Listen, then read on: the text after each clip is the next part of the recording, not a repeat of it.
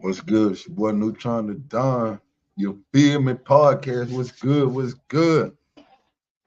Man, what's good? How y'all doing out there? What's good? What's up, Instagram? What up, Facebook, YouTube, wherever you watching it at? You know what I mean? I hope it went live. Did it go live? Yeah. Okay, we live. I don't know. Go find it, baby. Go find it. Go find it. Go find it, my queen. I was just scrolling through the internet, minding my business. It's like, damn. I hope this ain't true. I hope this ain't true. Mind the background. You know, I got my kids in here. My little cousin. She on the phone. I'm on live screen. See. It's my little niece. Let's see what they talking about. Questionable moves. See, P's entry into the music business. So they were gonna buy him out of his deal for 150 and have him signed. Baby was like, and they said, "Oh, you can't make your mind up? All right, fuck it. We'll just go to your bosses and give them double for everybody." And they bought the entire 300. Now, when the purchase happens, P gets the 300 million. What if I told you that one man managed to finesse some of rap's biggest stars out of over $1 billion in potential earnings? What if I told you this same man built his empire on the backs of artists who trusted him only to snake them when the money got too big? And what if I told you that this man's rise to power started with him literally snitching on someone and getting them locked up for 20 years? Meet Pierre P. Thomas, the CEO of Quality Control Music. On the surface, he looks like a successful businessman who helped launch the careers of Lil Baby, Migos, and other Atlanta superstars. But when you dig deeper into the paperwork, the phone calls, and the business deals, a completely different picture emerges. This is the story of how one man manipulated the system, betrayed his artist's trust, and walked away with hundreds of millions while leaving the people who made him rich with nothing. By the end of this video, you're gonna understand exactly how P pulled off one of the biggest finesse jobs in hip-hop history. And trust me, the details are gonna blow your mind. So make sure you stick around until the end, because what I'm about to show you will change how you look at the music industry forever. Before we get into how P finessed his way to the top, we need to understand where this whole story started. Pierre Thomas wasn't always the suit-wearing CEO you see today. Back in the day, P was deep in Atlanta's streets, and according to court documents that surfaced in 2023, his transition from the streets to the boardroom involved some seriously questionable moves. See, P's entry... Hey, if you just turning in, this your boy QCP from the Migos. This on Hip Hop History. All this allegedly. This all allegedly. And for fair use purposes, under the statute, you know, fair use purposes, educational purposes for all the up and coming rappers out there. There's something to think about. I ain't saying it's true, I ain't true. But I heard something about that rat and shit though. But you know. Let's go. Entry into the music business wasn't some inspiring rags to riches story. It was calculated, and it started with betrayal. On December 8th, 2009, P was at an apartment complex that was basically a marijuana trap house, playing Xbox and betting on basketball games. The apartment belonged to his friend, Coron Dennis, and it was about to become the scene of a murder that would change P's life forever. According to court documents, a man named Keon, who went by the street name Stunner, showed up looking to buy marijuana. When Coron went to get the product, Stunner opened fire, shooting Coron multiple times before turning the gun on P. P managed to escape through a sliding glass door, but Coron died from his injuries. This wasn't just a random robbery, this was personal. Now here's where the story gets really wild.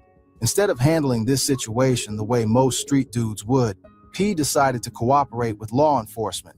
And I'm not talking about just giving a statement. I'm talking about becoming a full-blown confidential informant. The court documents show that P provided police with detailed descriptions of the shooter, helped them identify Stunner through photo lineups, and continued feeding them information for months. He told investigators that Stunner was approximately 6 feet tall, 200 pounds, with a mohawk and possible face tattoos. But when they first showed him photos, P couldn't make an identification. Here's where it gets really calculated. P kept in contact with investigators, telling them what he was hearing on the streets about who might have been responsible. He provided information that helped police identify Stunner as someone who used the nickname and had previously been a shooting victim. 5 months after the initial shooting, P was finally able to positively identify Stunner in a photo lineup. But P wasn't done. On May 27, 2010, P was at Lenox Mall when he spotted Stunner. Instead of avoiding confrontation, P approached him and started asking if he knew who he was. According to P's written statement to police, he confronted Stunner about the murder, which led to Stunner pulling out a black handgun and chasing P into the mall while threatening to kill him.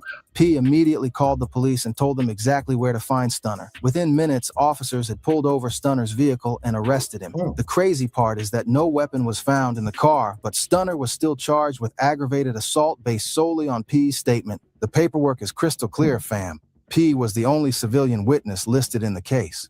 His statement was the main evidence that got Stunner convicted and sentenced to 20 years in prison. This wasn't some street justice or self-defense situation. This was straight-up cooperation with law enforcement to eliminate someone P saw as a threat. Stunner tried to fight back from prison, writing letters to the judge claiming that P had made false accusations because P was afraid Stunner would retaliate for P shooting him first. But it was too late. The damage was done and Stunner was locked up for 2 decades. But here's the crazy part. P used this situation as his origin story for getting into music. He's been quoted saying he wanted to get into the music business as a way to get out of the streets and see his kids grow up. What he doesn't mention is that his way out involved putting another man behind bars. Hey, if you watching, when you watching that, make sure you comment or do something, you know what I'm saying? So just comment, engage with your boy, let me know where you're watching from, where you at. But damn, this how the narrative can go. You see how they putting this shit together like this? Now, but this sound like some shit because I'm looking at him. He looking like he goddamn Haitian or Jamaican. See, we gotta start questioning. You see where they from? They background. Fuck. See, we normally like in Charlotte or wherever we ask what hood you from. We need to start asking what country you from, because everybody kinfolk ain't kinfolk. Let's go. I mean, that just keep it real. Look at this shit. You know what I'm saying? He look like a damn Haitian or Jamaican, Caribbean. You're not from America. I can tell. Bars for 2 decades. The timeline is what makes this whole thing suspicious. The Stunner situation happened in 2009 and 2010. Quality Control Music was founded in 2013.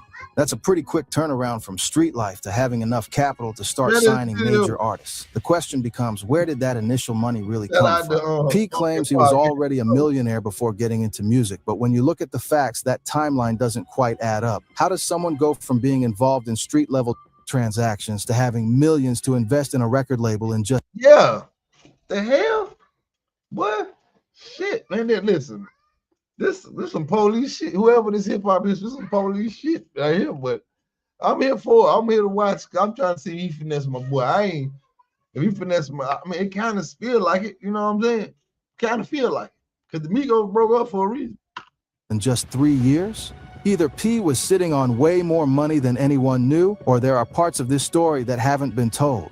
What we do know is that P was incredibly strategic about how he entered the music business. He wasn't trying to be the flashy label head throwing money around at industry parties. Instead, he was methodical. He studied the Atlanta music scene, identified the gaps in the market, and positioned himself to fill those gaps. P understood something that a lot of other label executives missed. Atlanta's street culture and its music culture were completely intertwined. You couldn't succeed in one without understanding the other. His street background, as problematic as it was, gave him credibility with artists who were coming from similar situations. But P also understood that the street credibility alone wasn't enough. He needed to learn the business side of music, and he needed to do it fast. According to people who knew him during this period, P was constantly studying contracts, learning about publishing, and figuring out how the major label system worked. The genius of P's approach was that he didn't try to compete with major labels on their terms. Instead, he created a different model, one that combined street credibility with business sophistication.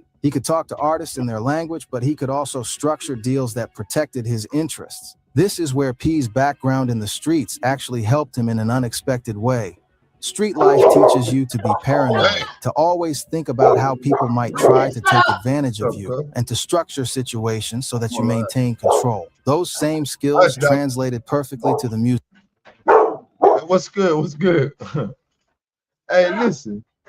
Stop. I know y'all hear my dogs in the background. Music business. P also understood that loyalty was a currency in both the streets and the music industry. If he could get artists to see him as family rather than just a business partner, they would be less likely to question his decisions or look too closely at the contracts they were signing. So how does someone go from being a street dude to having enough money to start signing major artists? That's where P's story gets really interesting, because the timeline doesn't quite add up the way he wants you to think it does. When P and Coach K founded Quality Control Music in 2013, they hold on. So why y'all ain't talking about Coach K?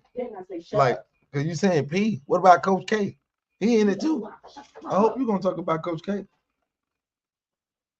weren't starting from scratch. They had been watching the Atlanta music scene for years, studying which artists were building real fan bases and which ones were just making noise. Their first major signing was the Migos, but that wasn't a random choice. It was a calculated business decision.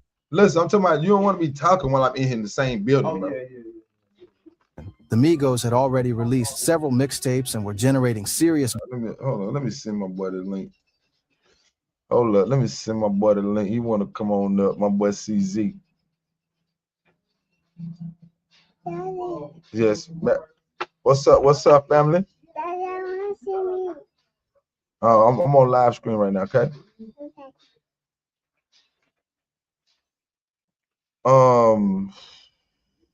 Hey, which one your Facebook, bro? Which one your inbox? You got something on Facebook? Hold on. CZ. Which one? Let me see.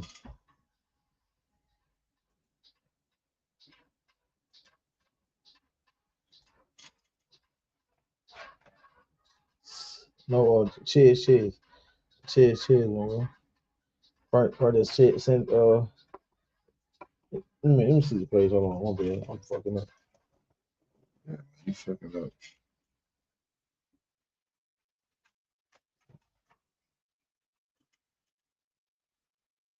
Share CZ.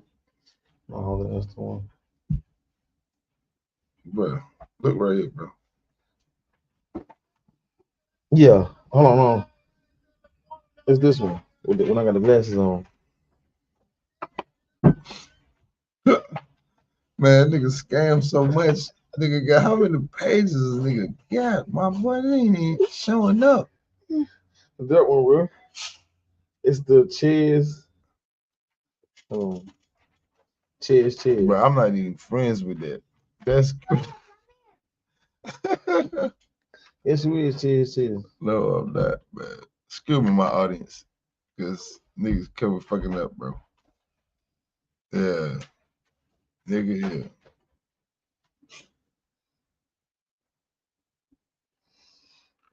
What's up, Liz? You playing ball? Huh? Hey, let's go back to the video. You sent that? Yeah, man. Come on, man. Let's tap back in, y'all. My bad. I got 3 viewers. Let's go back. Buzz in Atlanta's underground scene. They had the street credibility, the musical talent, and the work ethic that P was looking for. But most importantly, they didn't have the industry connections or business knowledge to negotiate a fair deal. P's strategy was brilliant in its simplicity. He identified young, hungry artists who were already making noise but didn't have access to the industry infrastructure they needed to take their careers to the next level. He offered them something they couldn't get anywhere else, a real partnership with someone who understood their world. But here's where P's business model gets really clever and really shady. He wasn't just signing artists to traditional record deals. He was creating 360-degree partnerships that gave QC control over every aspect of the artist's careers: recording, publishing, merchandising, touring, and even social media presence. The genius of this approach was that P didn't need massive upfront investments to get started. He was essentially betting on artists who were already building their own buzz. QC would provide the industry connections and business infrastructure, but the artists were still doing most of the work to build their brands and fan bases. According to the lawsuit documents that came out when the Migos sued QC, P was structuring deals that gave him maximum control and maximum profit while giving artists minimum ownership of. Yeah, man, that's how everybody, but damn, they don't even. It's kind of, man, listen, it got to be ugly. Like all that money, they did some 300 million. Where the beans come in? you need to let me know where these beans come in there, because I mean, we know they give him the jewelry, all this and that and third. That's probably why Thug probably was better. I think Thug probably had a better deal than him. I don't know, because he had his own label. I wonder why the Migos never did their own label. But that's it, no doubt. Of their own success. The contracts were designed to last forever, with automatic renewals tied to QC's distribution deals. Think about how insidious that is. As long as QC had a distributor, whether that was Capitol, Atlantic, Warner, or Sony, the artist's contracts would just keep renewing automatically. The artist could never actually leave QC unless QC lost all of its distribution deals, which was never going to happen. The Migos lawsuit revealed some wild details about how these contracts worked in practice. They claimed their publishing percentages were way below industry standard, and that QC was taking the majority of revenue that should have been going to the artists. We're talking about a group that had multiple platinum albums and billions of streams, but they were getting paid like they were still underground artists. But the most damaging allegation was that the lawyer who negotiated their contracts also worked for QC. Think about that for a second. The person who was supposed to be protecting the Migos' interests was actually working for the other side. That's like having your divorce lawyer also represent your spouse. It's a complete conflict of interest, and it explains how P was able to get artists to sign such unfavorable deals. This is where you start to see P's real strategy. He wasn't just signing artists, he was creating a system where he controlled every aspect of their business. The artists thought they were getting a fair deal, but the contracts were structured to benefit QC at every level. But who don't, though? That's how they do, bro. You be out here young and hungry, you know, got some money, you got a little buzz, got some money. Like, boy, listen, when nigga throw that bag in front of you, nigga probably got done locking nigga in 50,000, 100,000, bro. They ain't never seen that in your life. You in the hood, you in this little bubble, bro. You ain't never seen that much money in your damn life. You, of course, you like, hell yeah, 100,000. I'm sad. I ain't never seen it. You probably seen 100,000 in the hood, but it's all fronts and all that. But it ain't yours. Like $100,000 profit, bro. You can't even break down enough. Now that's what the money was. When you could break down, man, when you could break down a pound back in the day, Nick for Nick, a brick, an ounce for ounce. But listen, you was balling. You understand? No such thing as breakdown no more. But for a young upcoming rapper, like, of course they gonna be hungry. Of course, oh yeah, nigga, 100,000. I'm doing $50 shows, shit circuit like this. That's how they trap them. We know that, but who the fuck gonna do something about it? Like by the time you locked in on this political paper, and you know these niggas got the police on the side, you a street nigga, so you know what I'm saying. But that's fucked up. You got an in-house lawyer. This nigga talking, but that's what you should already know. No, you can't do that. That should board, null and void everything. But let's say you get what you negotiate for. Like it's just like when you out here selling, but listen, I got that A1, boy. Listen, I got that 5. This right here, 100 grand. This is 100 grand. But listen, I ain't taking no 95. I'm taking this. You know, you negotiate what you get. It's harsh to hear, but that's just how it is. Ain't nobody gonna do you no favors in this world. I'm telling you this right here. If you're a young, overcome artist, whatever, I'm telling you right, ain't nobody really, don't never believe in that brother shit. If they went right there, came out your mama womb or whatever, been in the trenches with you, or not, sometimes they don't even mean nothing, but that's a whole nother story. But nigga, that in business, it's never brother in business. Just always know that. It's never family in business unless it is a family business. But never go through that brother shit. I just heard T-Pain talk about the same situation. He was like, man, DJ Khaled, allegedly DJ Khaled, like he always talking about brother shit. So all them hits you hear from T-Pain when they did that shit with Lil Wayne, we taking over. So I think T-Pain was on a lot of them fucking hits. Like, bro, you mean to tell me he did that shit on the scrimmer, but DJ Khaled had a bigger plane? Like, yeah, we thought you were doing for your home, but it was gonna reciprocate. It should reciprocate, but that ain't what happened. But just make sure don't go for that, my brother shit. But let's continue. But if you really want to understand how P operates, you need to look at his relationship with Lil Baby, because Baby's story shows you exactly how P builds up an artist, gains their trust, and then positions himself to cash out when the money gets big. When P first signed Lil Baby in 2017, Baby was nobody in the music industry. He was fresh out of prison, trying to make something happen with his music, but he didn't have the connections or the resources to break through. Baby had been locked up for 2 years on charges, and when he got out, the Atlanta music scene had completely changed. P saw something in Baby that other people missed. It wasn't just the musical talent. It was the hunger, the work ethic, and the street credibility that Baby brought to the table. But most importantly, Baby was in a vulnerable position where he needed QC more than QC needed him. According to P himself, the early days of Baby's career were rough. P used to send Baby out on promo runs where there would be 3 people in the crowd. Baby would call him back complaining about making no money, about the small crowds, about how hard the grind was, but P kept telling him the same thing. Don't think about money right now, just think about putting yourself in front of a crowd of people. Your breakthrough comes from your sacrifice. That sounds inspirational, right? Like a mentor helping a young artist develop his craft. But when you understand P's business model, you realize what was really happening. P was investing minimal money in Baby's development while Baby was doing all the work to build his brand and his fan base. The sacrifice P was talking about wasn't just about Baby giving up fast money from the streets. It was about Baby building an empire that P would ultimately control. Every show Baby did, every fan he gained, every song he recorded was increasing the value of QC's investment, but Baby didn't own any of that value. QC did. P was essentially getting Baby to create his own value while QC maintained ownership of that value. Baby was grinding, performing for small crowds, building his fan base one person at a time. But all of that work was increasing QC's assets, not Baby's net worth.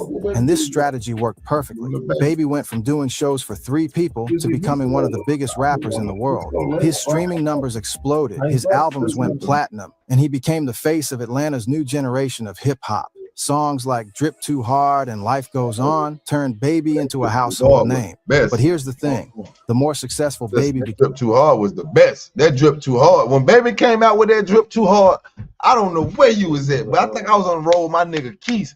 My nigga Keith put me up on that nigga. I was like, God damn, what this nigga is? Drip Too Hard, onto the cut, nigga way. Because everybody was right. Listen, bro. They made them up. Man, you know how much money they made off that goddamn Drip Too Hard, too? Man. But Lil Baby eating, though. He ain't complaining. So I don't think he became, the more valuable QC became, not Baby himself. This is where P's genius really shows. He didn't just sign Baby to a record deal. He created a situation where Baby's success was completely tied to QC's success. Baby couldn't— But like, why should we have to tap in with niggas who tapped in? Like, that shit is crazy. Like, if you know a nigga hot, like, but I don't know, Atlanta different. I guess that nigga look like he ain't from America. You don't think so? Couldn't leave without giving up everything he had built. He couldn't renegotiate without P's approval. He was trapped in a system that P had designed to benefit QC first and the artist second. But Baby didn't see it that way. He saw P as the person who had believed in him when nobody else would. The relationship between P and Baby was built on more than just business. P positioned himself as a father figure, a mentor, someone who genuinely cared about Baby's success. He was at Baby's shows, he was promoting Baby's music on social media, and he was constantly talking about how proud he was of Baby's growth. But that emotional connection was also a business strategy. The closer Baby felt to P personally, the less likely he was to question the business arrangements or look too close. See how rule your goddamn family be? You be trying to be on live. They want to come and just talk to while I'm trying to goddamn do my thing. That's how they be. This nigga here. You gonna get your ass on the line, nigga, get on. At the contracts he had signed. P was using Baby's loyalty and gratitude as tools to maintain control over his career. What made P's strategy even more effective was the timing. QC was founded right as the music industry was transitioning from physical sales and downloads to streaming. This shift completely changed how artists could build careers and how labels could generate revenue. In the old model, labels needed significant upfront investment to manufacture CDs, get radio play, and secure retail distribution. But in the streaming era, an artist could build a massive fan base with just a laptop and an internet connection. Just think about that.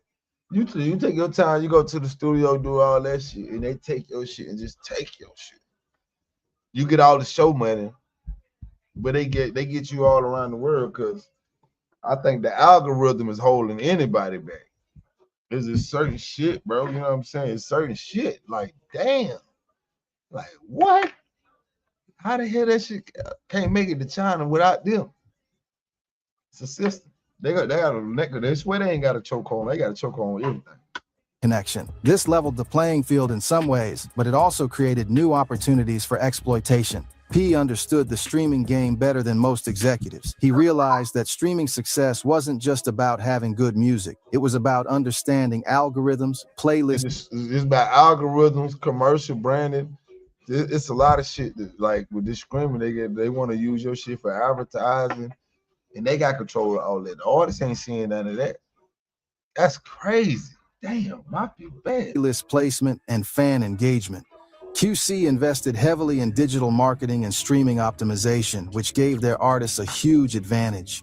But here's where it gets interesting. Man. In the Young Thug phone calls that were leaked during his legal troubles, we hear P talking about buying streams for his artists. He's literally bragging about spending $50,000 to buy. Like, I heard the Migos on a CD, a burnt CD, in my nigga car. There wasn't no damn screaming. They made it right before screaming. Go ahead. Streams for Gunna's album to help it beat The Weeknd on the charts. P says in the call, like you never earned a #1 album, I spent 50 extra grand buying streams for you to beat me, and Cash know the same plug, so Cash could have did the same thing, but Cash like let it go. This reveals something crucial about how P operates.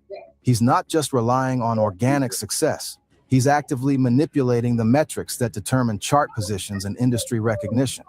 And he's doing it in a way that makes the artists feel like they owe him for their success. Guess what though?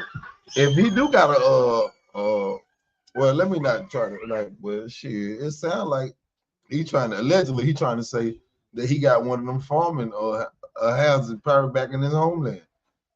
Like, yeah, nigga, I get you the screen. They got all these cell phones in the house screaming the music all day, the whole album. This shit real. That's why they buy old phones. We buy old phones. We buy junk phones. What you think they're doing with the phones? We probably got accounts open in our name, probably while our credit fucked up. Selling them damn broke ass phones, and they reactivate them in your name once they fix them. Shit. Better look alive. Think about the psychology of that. Gunna thinks he earned a #1 album through his talent and hard work. But P is telling someone else that he bought that success for Gunna. So Gunna feels grateful to P for believing in him, while P knows that he literally purchased. Y'all better do y'all homework again. Even on Saturday. Yes, I make my kids do their homework on Saturday. Don't get mad at me. Oh, you did? Okay, you gonna do it again then? No. Yeah, well, stop bothering me then. Okay, better go play. You see how I do that? Reverse psychology. Go. Purchased Gunna's chart position. This is manipulation at its finest. P is creating artificial success, then using that success to justify his control over the artist's career. The artist thinks they're successful because of their talent and P's guidance, but P knows he's been pulling strings behind the scenes. The streaming era also made it easier for P to hide how much money QC was really making from each artist. In the old model, you could look at album sales and get a rough idea of how much revenue an artist was generating. But streaming revenue... You know, right here, you don't know how many ads you got. You probably got ads all over the UK and Jamaica. The music probably just everywhere, on soundtracks. Migos shit everywhere. Especially that shit with Nicki Minaj and Cardi B. What is it called? Motorsport. Put that thing in sport. Pop it like a court. Boy, listen, them niggas shit. I remember the Da Vinci. My mama told me to go get it. See, them shits I love. Them albums y'all sleep on. That was the Da Vinci. My mama told me to go get it. Da Vinci, go get it. That was that nigga take. Revenue is much more complex, with different rates for different platforms, different deals for different territories, and complex formulas for calculating payouts. This complexity gave P Cover to structure deals that heavily favored QC while making it difficult for artists to understand exactly how much money they were leaving on the table. The artists knew they were successful, but they didn't necessarily know how successful they should be financially. P also used the streaming era to expand QC's reach beyond just Atlanta. Oh, shit. Now that I think about it, let me tell you what I think allegedly. Why Takeoff left. Not Takeoff, my bad, RFP Takeoff. Why Offset left. Offset wasn't trying to forgive that nigga. When he found out niggas probably was stealing, they wanted to buy him out, doing all Offset. Hell no, man. You got me fucked up and Quavo. Like, man, that nigga put us on though, man. They're like, yeah, we ain't had shit. See, quit thinking you ain't had shit when you got talent. When you got talent, you got something. See, they need your talent or they wouldn't give you shit. If you wasn't talented, you wouldn't have shit. You feel what I'm saying? Never let them feel like a motherfucker gave you something because you had talent. They would never give a goddamn homeless, they would never give a homeless person nothing because they ain't or whatever. It's a lot of, I ain't not knock homeless, a lot of talented homeless people. They wouldn't give a no talent motherfucker money. Excuse me, what I'm saying. Money, period. They didn't have talent. So don't never downplay your talent. They gave you that money because you was talented. If they couldn't capitalize, you wouldn't get it. You think if I was out here still hustling, you think I'm gonna give it to somebody who just gonna jack the money off, just snort all the drugs, do all the drugs? No, I'm gonna give it to the hustling ass nigga. Cause I know that money gonna get reciprocated, it's gonna get duplicated. So always value yourself first and your worth, and know your talent. So that's why you won't be in that situation. Then in the other section was like, damn, yeah, you right, man. But them, yeah, man, they took him out as a young nigga. You know what I'm saying? Now look what happened, because that group broke up for a reason. You know what I'm saying? I ain't saying that's the case, but it got to be something doing money. It got to be. Streaming platforms are global, which meant that QC's artists could build international fan bases without the traditional infrastructure of international record labels. But again, QC controlled those relationships and captured most of the value from international success. But the Scooter Braun situation isn't the only time we've seen P snake his artists. The Young Thug phone calls revealed a whole pattern of behavior that shows how P really operates behind the scenes. These calls were recorded while Thug was in jail, and they provide an unfiltered look at how industry insiders really talk about business when they think nobody is listening. In one of the most damaging calls, Young Thug is talking to Baby about P, and Thug is basically trying to open Baby's eyes to what's really happening. Thug tells Baby, "You can't do that, man. That's a fact, bro. You wrong about that anyway. A rat is a rat, bro. I understand all that. A dude helped put you on. Listen, man, a dude is a rat. I don't care what the hell that dude gave. That dude give me $1 million, man. You a rat." Now, Thug is referring to the stunner situation we talked about earlier, but what's interesting is how he's trying to explain to Baby that P's character issues go deeper than just business. Thug is saying that someone who would cooperate with police to eliminate a threat is the same type of person who would betray his business partners when the money gets big enough. But Thug doesn't stop there. He starts breaking down the business side of things, and this is where it gets really revealing. Thug tells... So crazy, because he been kind of quiet. He been out the way. He got a 300 million. They ain't him and Coach K. So what about Coach K? Like, I mean, this ain't my politics, but damn. But yeah, this is a hell of a narrative. I mean, I'm just saying, shit. This is what the end of the do, but this narrative, but listen, he took his time. Who the hell he got? But hip hop, I don't know who it is. Hip hop history.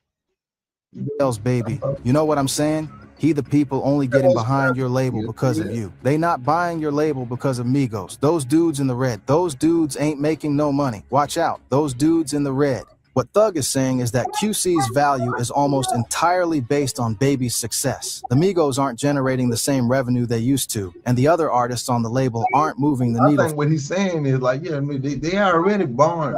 They already in the red. Like, they got access to it, but they already be on them. So you already underbid. No, when you wonder why you ain't got this, because they probably had a hell of a. I was in the streets, so I wasn't going to concert. So they was having their run. I was having to run in the streets. This to me go, you know what I'm saying? Benji. Yeah, it was like that. Gucci, Versace, nigga. Fuck, nigga. I ain't even have Versace. I think I had back there, nigga. What I had? What was it? What was out there? Nigga, this was wearing our own clothes, nigga. Needle financially. Baby is carrying the entire label, but he's not getting compensated like the star that he is. This is a crucial insight into how QC's business model works. P has structured the label so that 1 or 2 major artists subsidize the entire operation. Baby's success is paying for everyone else's careers, but Baby doesn't have any ownership stake that reflects his actual contribution to QC's value. Thug goes even further, saying 1 or 2 of them done bought their stuff back from your ass anyway. Hey, you know what I'm thinking? Why we ain't got stories of the country, the white country people doing business like this, getting played and finesse? Why is it only in hip hop and R&B? Then they don't even be the people with the money. That's the craziest part of this whole shit. They don't even be the people with the money, but they go sign the bad contract because they come with a black face like this, bad intentions, because they ain't got no talent, but they know somebody with money. Scammers got a scam, allegedly got a scam written all over his damn. Excuse me, this is my opinion. Then gave you 15, 20 million of their little hard-earned money, bought that stuff back, so you them sure got all of them anyway. This suggests that some QC artists have actually paid to get out of their contracts, which means P was making money both from their success and from their desire to leave. That's a wild business model. Profit from artists when they're successful, then profit again when they want to escape.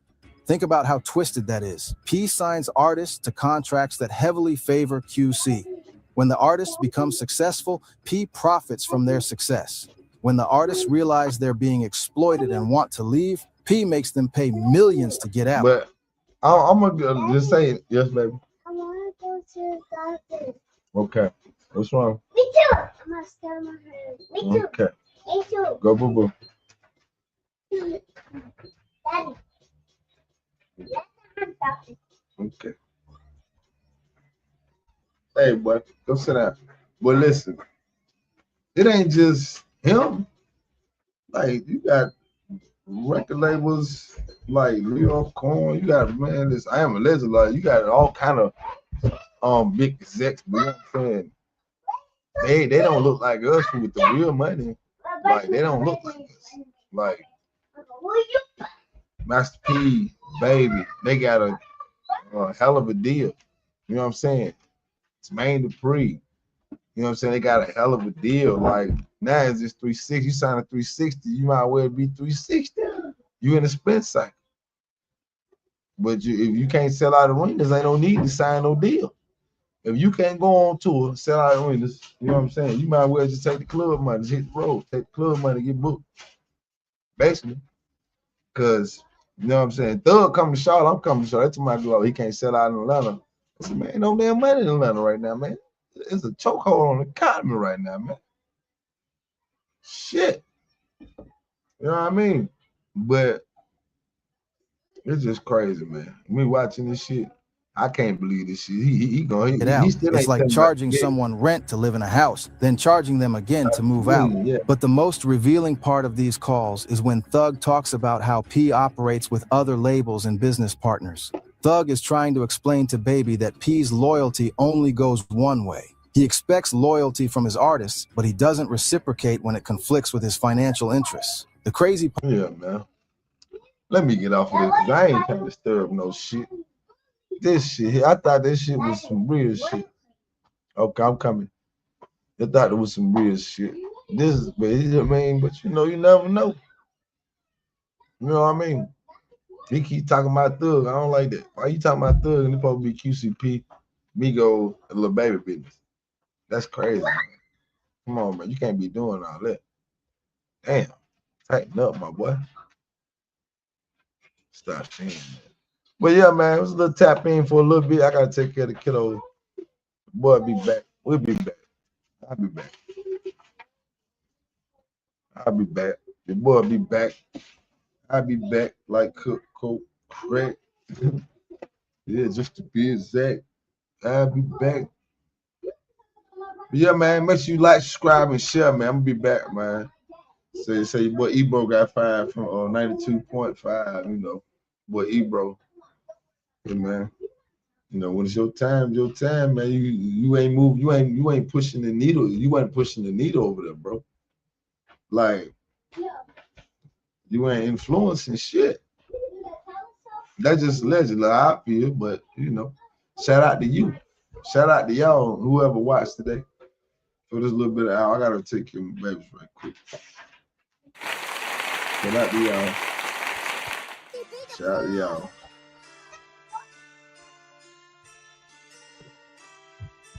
Fuck what they talking about. We out of here. It's the Feel Me Podcast. Your boy Neutron the Don. You feel me? Just cut on the beat. Stay on the sidewalk. Cause you wasn't in the street. Fuck what they talking about. Just cut on the beat. Stay on the sidewalk. Cause you wasn't in the street. Fuck what they talking about. Fuck what they talking about. Fuck what they talking about. Fuck what they talking about. Fuck what they talking about. Fuck what they talking about. Fuck what they talking about. Fuck what they talking about. Fuck what they talking about. See you later. Thank you for tuning in. Going in the street. Hey, please subscribe. Product of my environment. BHP be my environment. You can't walk a mile in my shoes. Just that you be quiet. So you got it on your mind. So I say it on the set. Shoulda can't correct. Knowing you ain't built like that. Send the best get killed like that. Thank you. Like, comment, and subscribe. Yeah, got a whole lot of straightening. Last time I checked was no Shut it down. Shut it down. Just cut on the beat.